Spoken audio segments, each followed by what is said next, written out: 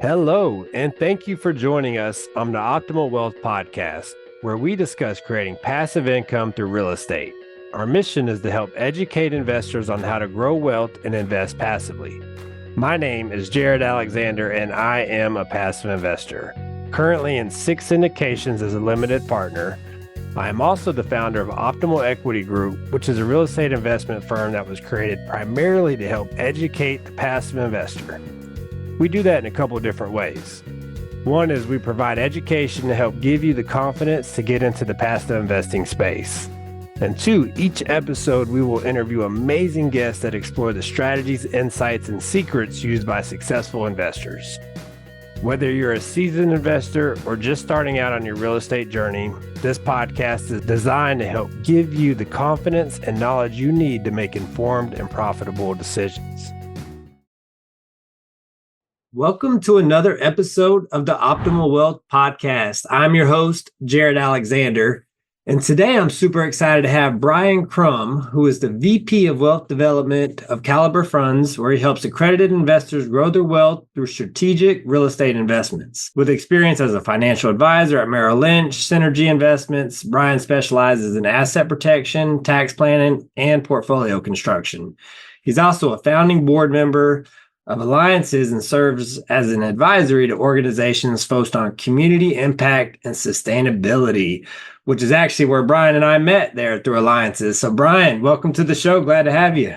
Jarod, fantastic to be here. Thanks for having me on. I meet some of the most amazing people through Alliances.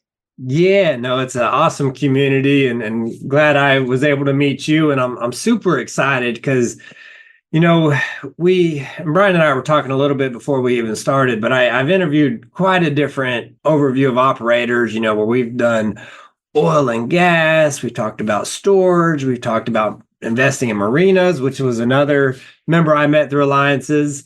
And, but we haven't really dove into the new development space. And so, I'm super excited about that. And actually Brion is involved in, developing one of the world's largest pickleball spaces here and actually in Scottsdale, Arizona. So we're going to dive into that as well. But Brion, before we go into that, if you could just tell the listeners a little bit about yourself, how you got into real estate and where you're at today. Jarod, it's interesting when I look back on my background and how did I get here from there? And every time I reflect on that, it triggers a new thought that I had about my childhood. And I grew up on a farm in Ohio. I thought my dad had a job because he went to work every day. It wasn't until later in my life that I realized that my dad had a job because he owned a business. So he was an entrepreneur. And we also owned family farms.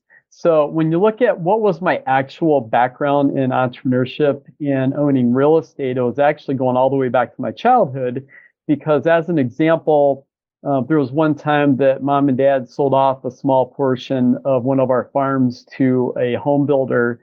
And I'm like, wow, that's interesting that the value of the land is much more when you sell it to someone who's going to build a home than it is as farmland. And that was kind of my first learning experience about real estate development. But it didn't really dawn on me until I started getting more actively involved in real estate development itself, right around a decade ago when I joined the team here at Caliber Companies. So that's kind of, one of my first first memories about real estate. It was related to growing up on a family farm and how dad realized you could sell the farm off for more money to home builders than you could keeping to operate it as a farm. Yeah, well, so I'm curious there. And how old were you at that point? Oh, probably like 10 years old. Yeah. So very young. Looking back, was that kind of like just something that stuck in your head as far as, okay, hey, I'd love to go explore this entrepreneurial route and lifestyle kind of like dad and owning real estate? Or was it later on when you kind of really determined, hey, this is what I want to do? Yeah, it was definitely later on. However, I did buy my first home right after I graduated from college. So I've always owned just single family homes, but had never gotten into the more of the development and passive investing space until much later in my career. But I did at a very young age understand the value of investing into real estate. and just never got to the point where it became a main part of my investment strategy until just about a decade ago. Right. And the reason I asked that question is because I kind of have a similar experience, with my grandfather, growing up. He actually started a flooring company and, soon passed that down to my mom. But what he did is he bought the property, right? He bought the commercial property. So he started off with one building and then he developed the land, added 2 or 3 more buildings on there. And, as a young kid, I mean, I have the memory of being on a tractor with him, right? As he's developing the land, he was very hands-on in what he was doing. But I remember seeing him retire about the age of 50 years old, and I was, probably 10, probably close to 8 or 10 years old, right? Similar age. And he moved out here to Arizona and has been retired ever since, living off the passive income through that property, right? Yeah. Wow. Very cool. And that always stuck in my head. And of course I didn't know exactly what route I was going to go, but I always knew like I wanted to do something like that or own a business, and I eventually, again, my mom owned the business and then I thought I was going to, own it until I moved out here to Arizona. But, I remember always wanting to, okay, hey, this is doable. Right. And it made it more realistic as far as the goals and what I was doing. So no, thank you. Yeah, absolutely. Yeah, that actually gave me 2 more flashbacks. One, of course, being on the farm tractor with my parents, but also the fact that, yes, when my dad sold his company and retired in his early 50s, the biggest value to the company was actually the real estate of the actual dealership, the garage that the company owned. So had it not been for the business actually owning their own real estate, it was almost like when they shut the company down, the only value that was left at that time was the real estate. And that's another thing that when I'm talking to an entrepreneur and I'm working them through the strategy about how are you growing your wealth through your business, but also through real estate, have they considered the impact of shutting their business down with something that they don't actually sell and then not owning the land? So I also see the value of people owning the real estate for their own businesses as well. Yeah. Well, and that brings up a great point there because I actually just interviewed a guest, which we haven't released our episode yet. It'll soon to be coming out. But he was telling me his parents, he actually lives in New York. His parents own a business and are doing really well, but they lease the real estate, right? They're renting, and this is in Manhattan. And he told me, he's like, take a wild guess on what they're paying per month right now. And I'm curious, take a wild guess on a 1,500 square foot building in Manhattan, what the rent is. $9,000 a month. $26,000. Oh my gosh. They could have literally bought the building over about 3 or 4 times now, right? Since how long they've been renting. And so just going back to your point, like, yeah, owning a business is great, but owning the real estate can really make a huge difference. A huge difference. So, well, cool. Well, so let's transition into, talk to us a little bit about Caliber and specifically in the new development, because I know you've done, quite a bit in the real estate space, from multifamily to industrial. I think triple net leases.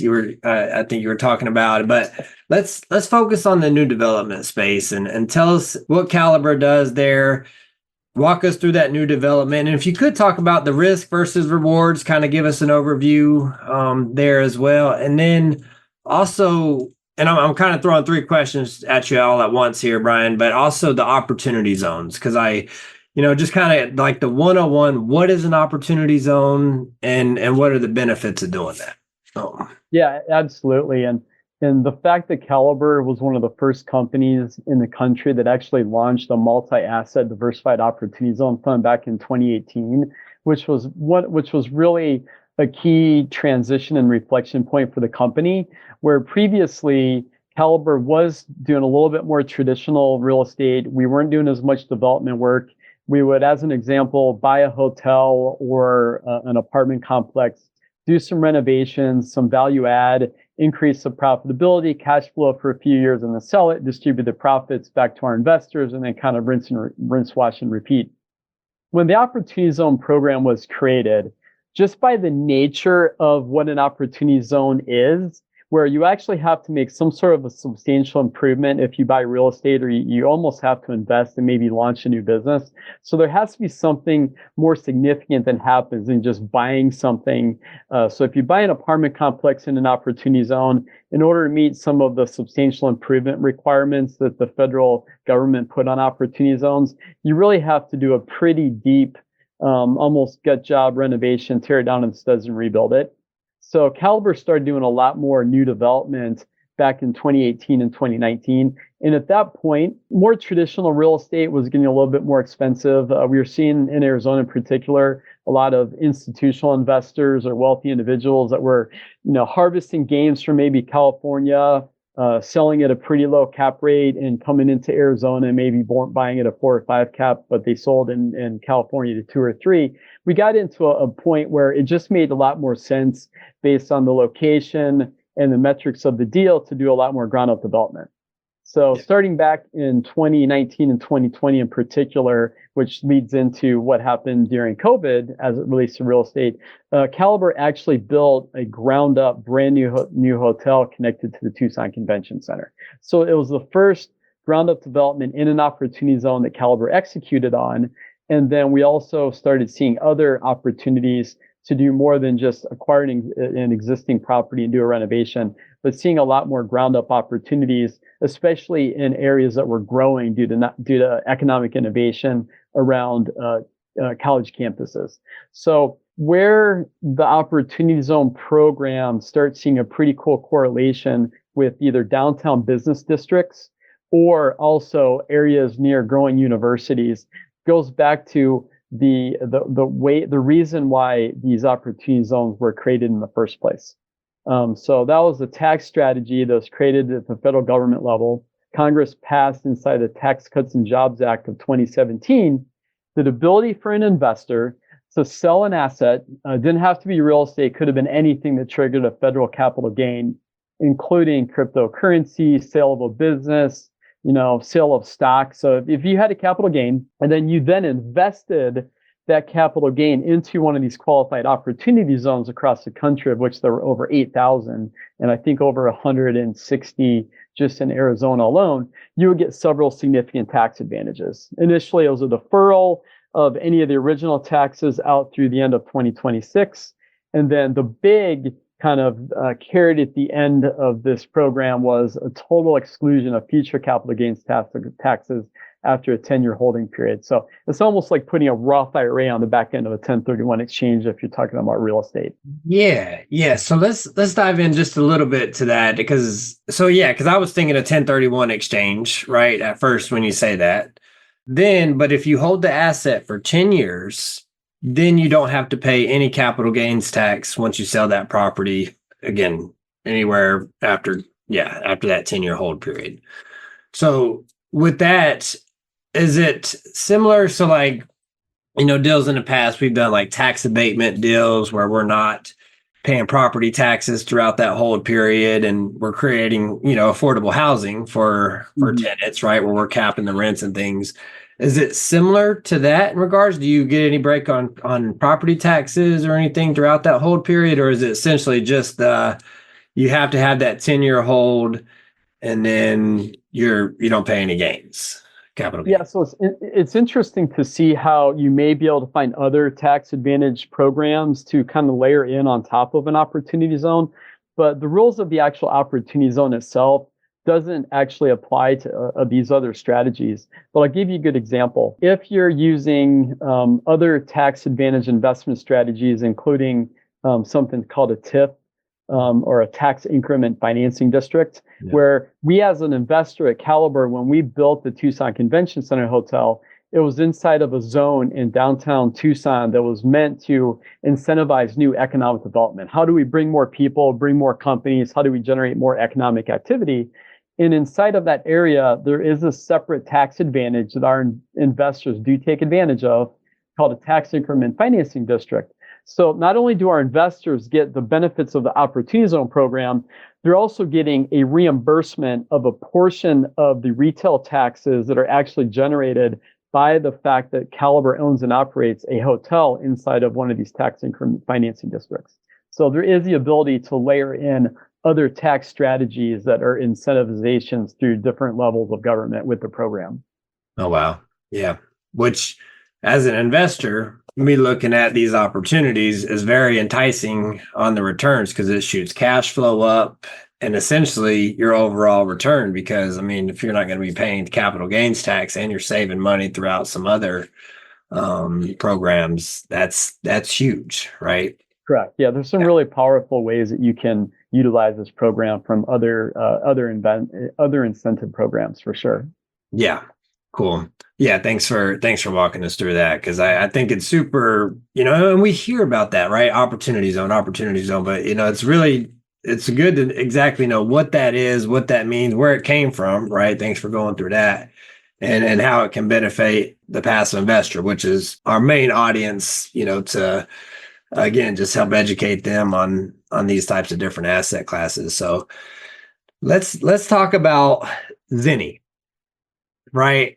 And I actually, the first time I've heard of this strategy, but the first time I heard of ZENNI was actually, with talking through or listening, I think to you were talking to somebody else in an interview there. But what is ZENNI? What are the benefits of ZENNI? And yeah, tell us about it. Yeah, so Caliber's investment into ZENNI Home, which is a modular housing company that was created as a startup, actually in multiple opportunity zones, is a really interesting story about how do you work with an entrepreneur from a very early stage, help them build out their business model, look at tax investing strategies like an opportunity zone fund to be one of those lead funding sources. So the story of ZENNI Home, which is a modular housing company headquartered in Page, Arizona, which is actually in Navajo Nation, at the very rim of the Grand Canyon up in Page. So back in 2019, the largest coal-fired power plant west of the Mississippi, the Navajo Generating Station, was shut down by its owners, which were multiple power companies, including ones from California. So when that happened, not only did there have to be a big transition of energy production from coal into other renewable energy sources in Arizona in particular, but there were also a lot of unemployed workers that previously, in some cases for decades, had been running and operating a coal-fired power plant. When the Opportunity Zone program was created and the federal government, for the most part, designated a lot of tribal communities, both urban and rural, as these opportunity zones, it gave Caliber the ability to look at how do we invest into a real estate-related business, of which ZENNI Home is a modular housing company. So the big picture with Caliber, ZENNI Homes, and Opportunity Zones in particular is that Caliber used our Opportunity Zone Fund to be one of the lead investors in ZENNI Home, which is operating in an Opportunity Zone, helped build a factory that is now shipping homes that are about the size of a shipping container around the state of Arizona, including where Caliber is going to build a ground-up development, stacking modular houses on top of each other right in downtown Mesa, Arizona, which all of downtown Mesa is actually an opportunity zone. So it's really pretty cool because the first two modular homes, the models, were built in the factory, shipped down to Mesa, and there are two of them sitting there as the real-life prototype models that people can tour through. And once they tour through them, they can decide if they want to order one for themselves. They can put it in their backyard as what's called an ADU, or an auxiliary dwelling unit. Or you can do what other investors are doing, where they can get multiple ZENNI homes, create almost like tiny home communities. Or in the example of a winery in Elgin, Arizona, the first ones that they bought were actually installed and are being operated as Airbnbs on site. So when people come to the winery, they can stay on site and they can do tours and they can experience the community inside of ZENNI modular homes, which are being operated as Airbnbs. Yeah. Well, and two, which was really cool about this is like these can fit on just a semi truck, right? Not even a wide load. And really just you get shipped, a 20-foot or so container. Yeah. There's a 20-foot unit and a 40-foot unit. So there's two models of ZENNI homes when they get shipped out of the factory. The The 320 square foot version is the size of a 20-foot shipping container. So you have two of them. They get seamed together on site wherever they're being shipped.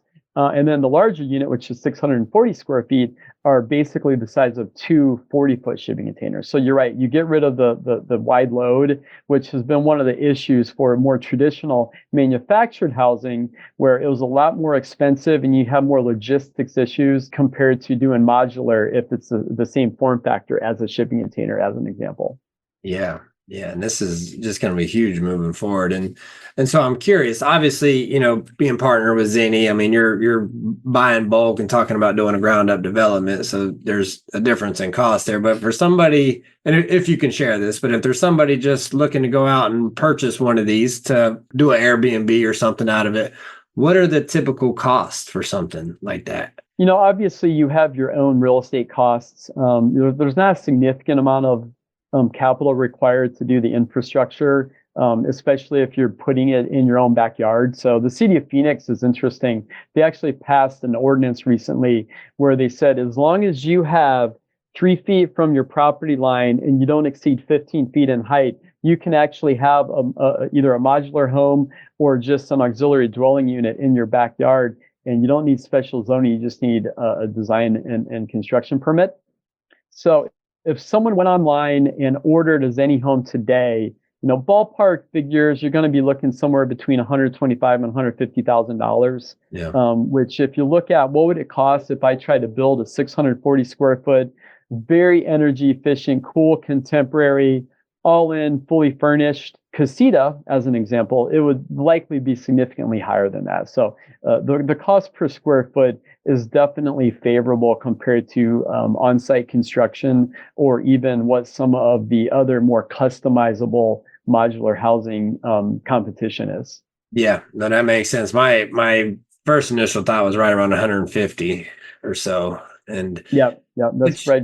That's a great ballpark. That's right around where we're at. Well, and which, like me, I'm thinking, my family, I got a lot of family in Charlotte, North Carolina, and we're looking at Airbnbs and stuff. And it's, it's just, a lot of it's just not making sense to go out and buy and something we can stay in when we visit family. I'm like, why not buy one of these, right? And have it shipped by absolutely. Yeah, we envision that a lot of people are going to use that for something similar. Yeah. There's a big issue with truly affordable housing in America, and a lot of it is just pure supply and demand. There's just not enough people doing construction, especially if you're looking at rural areas. There's a reason why a lot of the big, home builders want to focus on urban areas. They don't have a bunch of issues with labor. But if you're building everything in one factory and then shipping it, and you only need a small crew in order to keep doing these installations for the modular housing, I definitely see it as one of the solutions for some of the affordable workforce housing crises in America.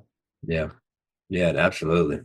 Well, cool. Yeah. So if you get a chance, check out ZENNI. I think they got, YouTube. You can look at them, go to the website. They got videos on actually how they put these together, right? And yeah. If you go to the ZENNI Home website, which is ZENNIHOME.com, and then follow on different forms of social media, you can learn a lot just from watching the videos that were created of people touring through the factories.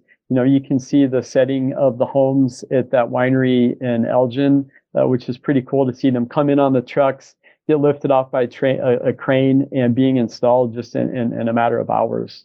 Yeah, no, that's cool. I'm gonna definitely check that out myself. Well, so while we're kind of in the new development space, I forgot to ask you this question earlier, but talk to us about risks, compared to, like buying an existing asset, right, and fixing it up. What are the risks involved in new development that investors need to pay attention to? And when they're exploring operators in this space, what questions do they need to be asking?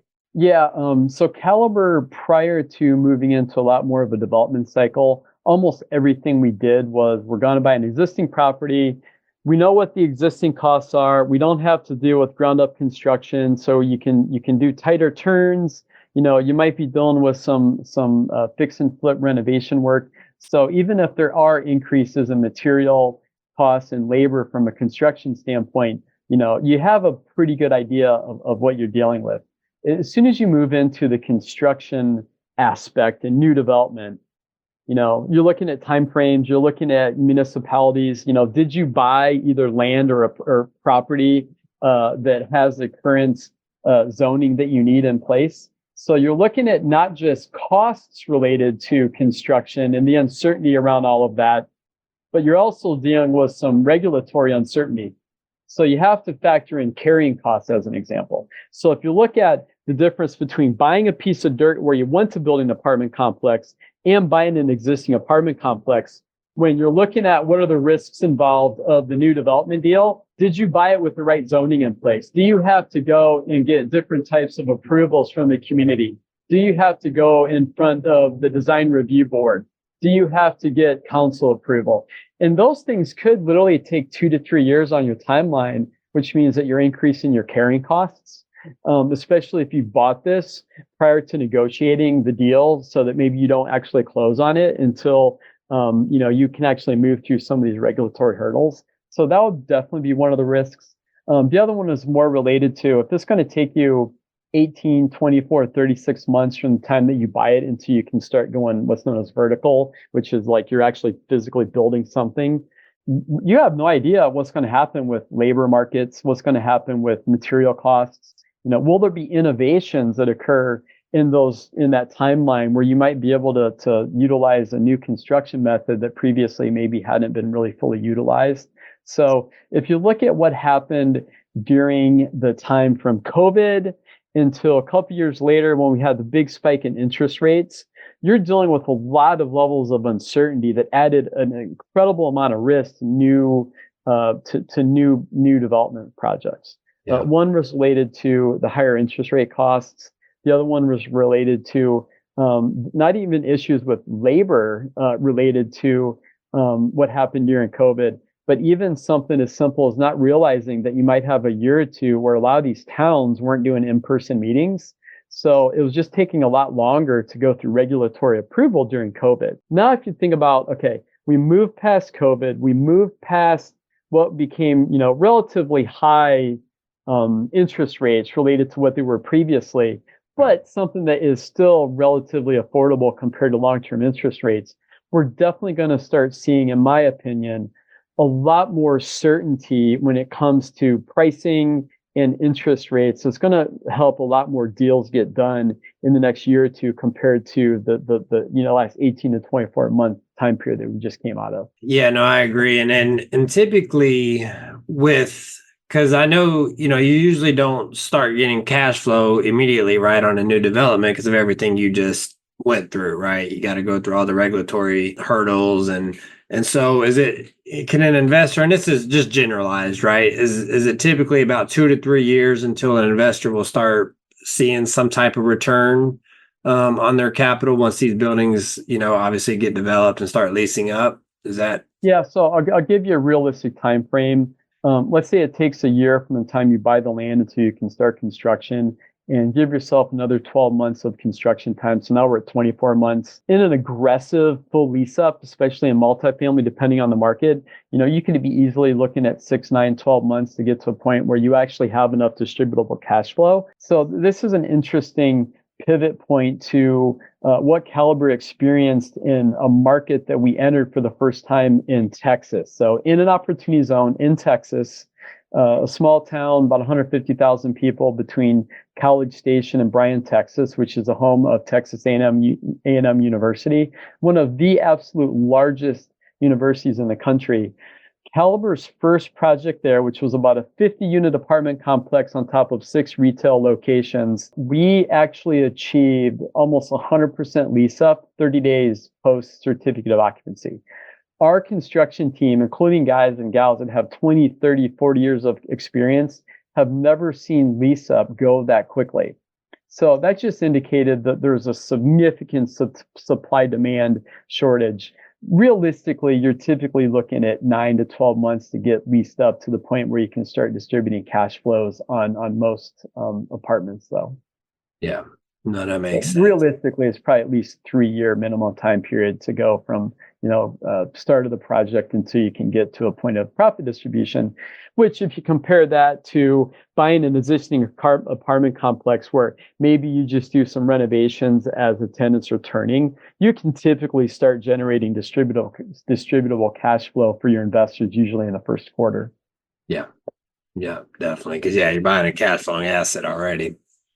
Just you make sure the occupancy and different factors there. So one more question I have about the opportunity zone, because you always look at the exit strategy too, right? So Yep, absolutely. right. So when you're leasing these up to, obviously it sounds like most of them you're holding around that 10 years, right? To get the capital gains tax benefit. Yeah, Where you're not paying you're typically going to model. Yeah, you're typically going to model any opportunity zone project out to 10 years. Yeah. 10 to 15 years. But and I'm just thinking long term, right? So as if another investor comes in and says, "Hey, okay, I want to purchase this asset. Y'all are ready to sell." Like they get to buy an opportunity zone as well, right? And can take advantage of the same benefits that y'all had going into this, correct?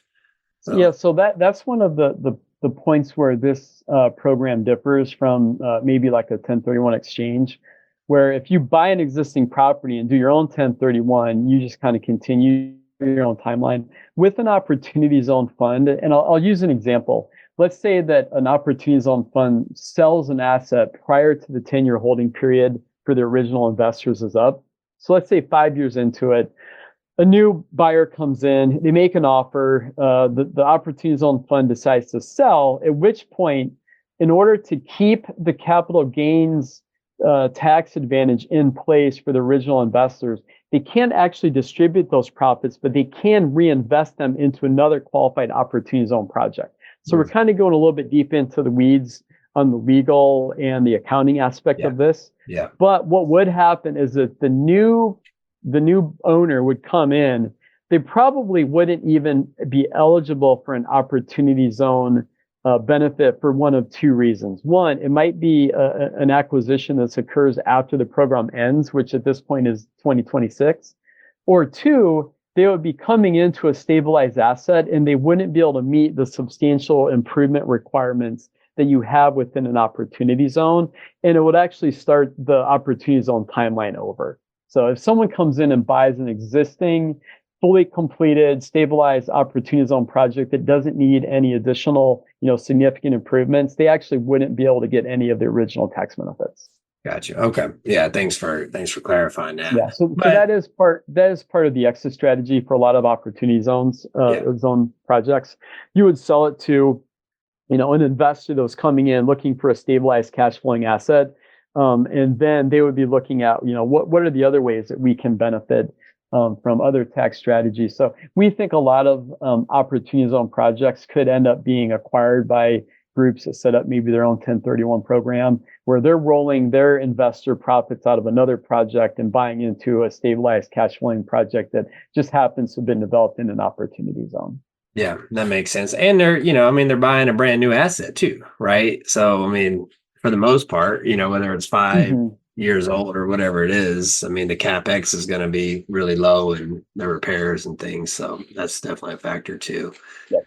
All right. Well, cool. Well, yeah. So real quick, I want to touch on before we go into the last segment of the show, tell us about the pickleball space. So as many people know, pickleball has literally become the fastest growing participator sport in America. There's 50 plus million people that are playing pickleball. Some of them are doing it pretty passionately. And if you talk to anyone that has experience playing pickleball, they're going to tell you several things. One, if you go and try to play at a local park, you're going to have long lines of people that are waiting to get on one of the courts. If you belong to a private facility, whether it's a country club or a fitness facility, they might only have between 4 and 12 courts. So there's an incredibly limited amount of courts available for pickleball. So because Caliber is very innovative when we look at how do we utilize these different tax programs, but the first rule of real estate is still true: location, location, location. One of the Opportunity Zone projects that Caliber had acquired a couple of years ago is some tribal community land in an Opportunity Zone along the 101 in Scottsdale, which is right next to the Topgolf. So Topgolf in Scottsdale is one of the busiest Topgolfs in the whole country. Great location. There's a lot of other sports and entertainment related businesses in that area.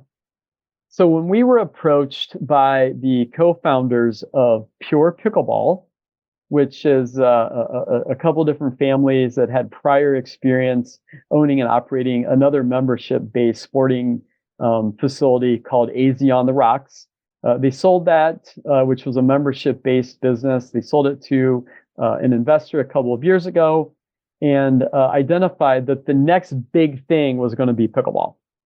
So they came to Caliber with a business plan. They said, we believe that this could be the fastest growing, best location for a pickleball facility in Arizona.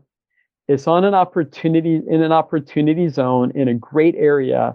In Caliber, you're in a position as a vertically integrated real estate developer who has our own Opportunity Zone fund, our own in-house sales and marketing engines where we can create a story, get it out to a broad audience of investors and raise capital for them, that we believe that you would be an ideal partner. So what we're doing now, have already launched several funds. One is an Opportunity Zone fund. The other one is for people that just have traditional capital, including money that they may have inside a retirement plan. And they can invest with Caliber in what we believe will be the world's largest premier indoor pickleball facility in Scottsdale, Arizona. That's awesome. Yeah, I mean, I love pickleball. Like, right? Like we just I went out with some buddies and I played it a handful of times, but it's fun. It's a fun sport. I actually just won some tickets in this raffle I was a part of to the Chicken and Pickle, right? Out in Westgate. And so, you eat some chicken, I guess, and play some pickleball. And so anyways, we're going to go check that out. But yeah, it's a great opportunity. I know it's very popular in the retirement communities because, it's not like tennis where you got to be super fast and agile, right? You can just, you can. Yeah. Pickleball has gotten a lot more people to be more physically active, but it also has gotten them out and they're having more conversations with other people. So it's actually helped people get to know others in their community better. It's helping them become a little bit more physically active. There's absolutely kind of a health and wellness standpoint around pickleball. Scottsdale in particular is one of the cities in America that has adopted what's called the Blue Zones Project. So if you're a resident or even someone that works in Scottsdale, you can learn about Blue Zones, and it's a way for people to become more active, to learn more about getting involved in the community, eating healthier. And pickleball actually meets several of the aspects of what these blue zones are. And blue zones are places around the world where historically people have lived longer, healthier lives because of these certain attributes, and getting more exercise, being more actively involved in the community, and eating a little bit healthier, some of those key attributes. And we're going to tie those all into what we're doing at the Pure Pickleball facility right there in Scottsdale near the Topgolf facility. Yeah, love that. So probably not going to be serving greasy chicken then, huh? We'll leave that to the chicken and pickle folks. There you go. But joking aside, are y'all going to have like a food? There will be. Yeah, there's actually going to be a big focus on food, entertainment. There's going to be a second level lounge area. We're going to have a top floor deck that is going to be for outside events. The founders of Pure, Kevin and Brett, they've already gone around to a lot of the different hotels in the area and said, how many times are you working with a group and they'd love to bring, their folks out, a few hundred at a time to experience pickleball and get together. And they're like, oh, it happens all the time, but we literally have no places that they can go and do that. Yeah. So we believe that having this type of a high-end sports activity event venue in that location is just going to be really a lot of fun and amazing for everybody. Yeah, no, I love that community aspect. Again, on a previous guest, we were just talking about that, positioning different neighborhoods, like carless neighborhoods where everything's in a 5-minute walking distance, right? Your food, groceries, and all the essentials that you need, and it gets you out and talking to your neighbors, kind of like the blue zone you were talking about with Scottsdale. And it's interesting. I mean, you think about it, like I'm from North Carolina, and more of the houses are tailored to front porch living, Yep, right? You're on the front porch, you're absolutely. engaging with your neighbors. And Brian, I'm sure as you know, out here in Arizona, I mean, it's almost the type, like, especially like Phoenix, Scottsdale, you pull into the driveway, you're shutting the garage before you're even getting out the car, and everything's kind of done in the backyard, right? Yeah, Um, absolutely. Yeah, it kind of reminds me of the home improvement where you had to go out and talk to Wilson over the back fence. It's like yeah, everyone's kind of locked into their own little world. yeah, Yeah, so you do lose a little bit of sense of community that way. Yeah, yeah, cul-de-sac is a great example of one of those carless communities built right there on the light rail in yeah, Tempe on the way into downtown Mesa. I think there's a lot more younger people in particular that they want to have more of that local experience. They don't need to be driving around in their own vehicles everywhere. Uber, Lyft, Waymo. If anyone hasn't ridden in a Waymo in Phoenix, which was one of the main places where they launched, you can download the Waymo app and you can have a robot car come and pick you up just about anywhere in the greater Phoenix area now. yeah. It's pretty impressive. Well, and so the guest I was interviewing, my last interview actually was part of the cul-de-sac company that helped develop that project in Tempe. So Yeah, it's exciting to see that a venture-backed company out of Silicon Valley chose, Tempe and the greater Phoenix area to be where they actually launched their first community. And I was able to tour through that a couple different times through GPEC, the Greater Phoenix Economic Council. And I think that they're going to prove it works really well there and be able to replicate it in other markets around the country. yeah, yeah, no, it was cool to see. I'm actually it's on the list to go check out and do a tour through. So yeah, that's cool. I'm glad I brought that up. But all right, Brian. So let's go ahead and jump into what I like to call the fire round.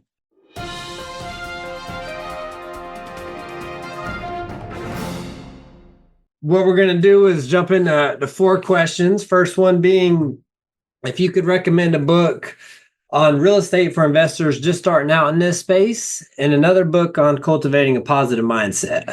Yeah, there's one book in particular that a lot of the members of our team at Caliber have been reading. It's called Investing in Real Estate Private Equity, an insider's guide to real estate partnerships, funds, joint ventures, and crowdfunding. The author is Sean Cook. So for anyone that's out there that's listening, that's going to want to check this out, you can get it on Amazon. Investing in Real Estate Private Equity by Sean Cook. Highly recommended, especially because we are talking with people that are involved in different aspects of real estate. Sometimes we're talking to syndicators. They do cover how crowdfunding works as well in there. So that's a really interesting book. And then I know that a lot of people think about more business-related books. One of the books that I always found was really interesting was The Millionaire Next Door, because it talks about the mindset. And it also talks about the difference between an employee and a business owner. A lot of people that own just kind of traditional businesses become some of the wealthiest people in their communities because they provide a service or they're selling a product that kind of everyone needs. And they don't have to be competing with everyone because they're just focused on their own community. And a lot of those people that kind of fit that criteria, the millionaire next door, a lot of their wealth does come through owning real estate, including the real estate tied to their own businesses. Yeah, yeah, absolutely great book, and yeah, I agree. And it's interesting when you do read that book, of when you start opening your eyes up to your neighbors and stuff, and you kind of start wondering. Like I know somebody specifically in my family that owns a 1990 Toyota Tacoma still, right? And it's driving good. Of course, it's paid off, and they're doing pretty well for themselves, right? Yeah. And yeah, so that's definitely an interesting concept there. And then yeah, thanks for recommending that book. I've read quite a bit of books, especially in the private equity space, and haven't heard of the one with Sean Cook. So I'll be definitely checking that one out. So the next question too. So if you could share a specific goal or dream that holds special significance to you and helps you get you towards where you want to go. Yeah. Prior to the whole Opportunity Zone program being created, my tagline that I used on my LinkedIn, which is now more about Opportunity Zone expertise, was about being someone that's a connector at the nexus of food, water, and energy. So what my personal passion is, and something that I actually get to incorporate into what we're doing at Caliber, is looking at all different aspects of sustainability within the environment, within real estate. How do we actually create places that will make the world a better place? And, I look at this from a true circular economy aspect. So if I'm meeting people that are very entrepreneurial, that care about the world, they care about sustainability, I like finding ways to tie all those resources together. So real quick example, I've helped some friends start multiple businesses. Some of them have a direct focus on real estate. Other ones is more focused on some other aspect of the environment. But if we can start creating or even growing construction materials that are less carbon intensive, so steel and concrete produce a lot of carbon, typically either directly related to the process or the massive amounts of power required to generate them.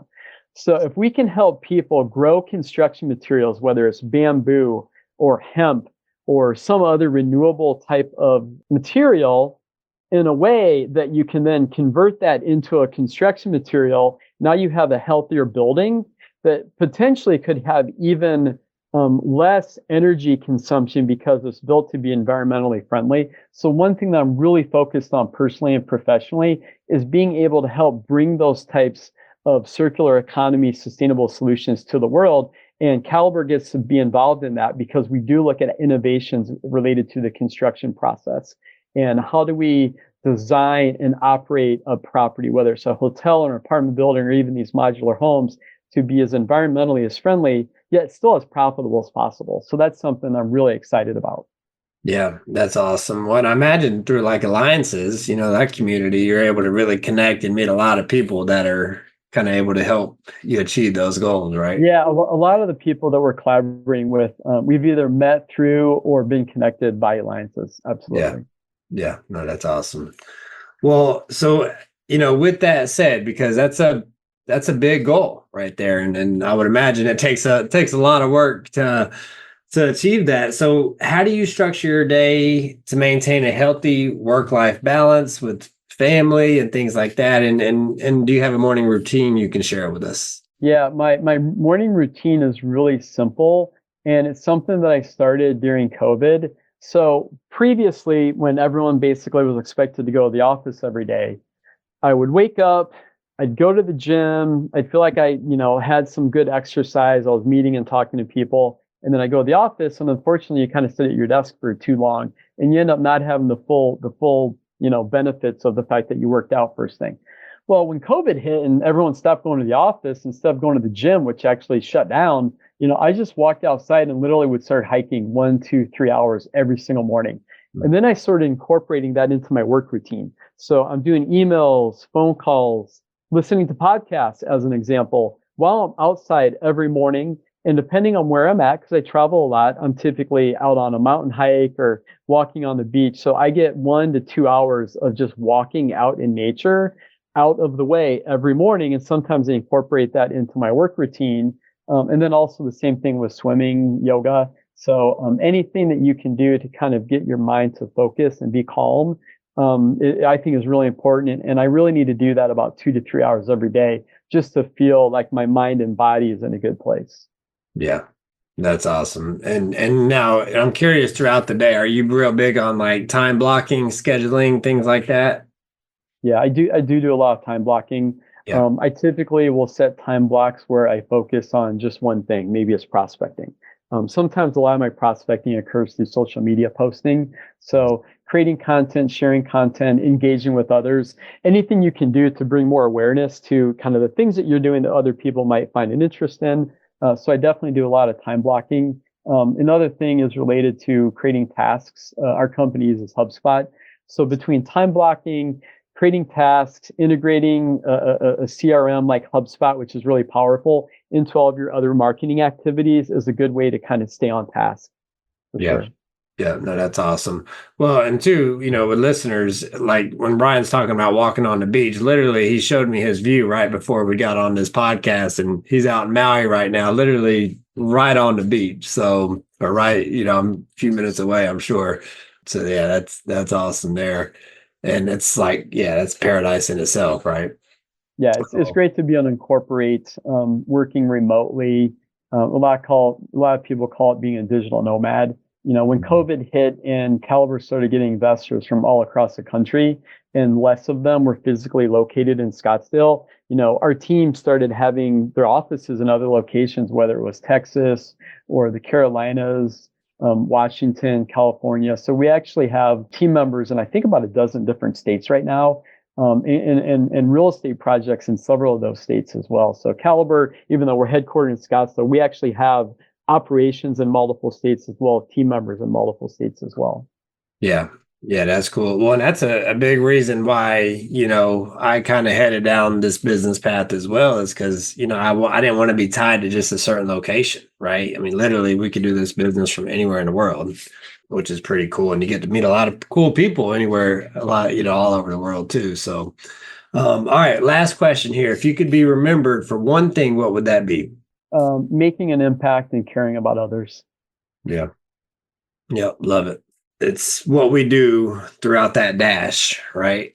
On the gravestone, when, it's inevitable, right? We want to prolong that as much as possible, but what impact are we making on others? So yeah, I love that. Absolutely. Well, Brion, really, really glad you came on the show with us today, and thanks for really walking in the details, especially with the opportunity zones, the new development, and on all the cool stuff Caliber is doing, with the pickleball.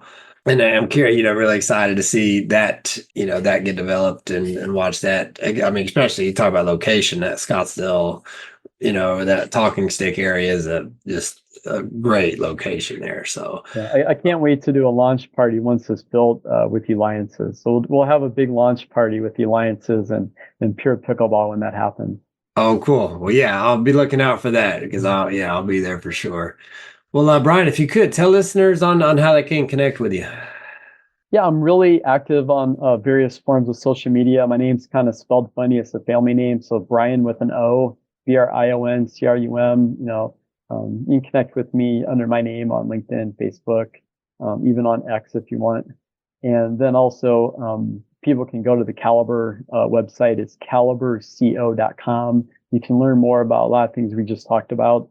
But always definitely looking forward to learn from others, share some of the experiences that I've had and we've had, what worked, what doesn't work, just to be a better citizen for people is one of the rewards about meeting so many cool, amazing entrepreneurs through organizations like Alliances, which Caliber has been one of the corporate sponsors since the beginning of the organization. Yeah, that's cool. Well, again, thanks again. And I'm sure we'll be seeing each other soon. So, Jarod, absolutely. It's a pleasure being on the show with you today. All right. Thanks, Brion. Thank you for listening to the Optimal Wealth Podcast. If you enjoyed this episode, please be sure to rate, review, subscribe, and pay it forward by sharing with a friend. Most importantly, be sure to optimize your results and take massive action on what you have learned here today. For more, visit optimalequitygroup.com.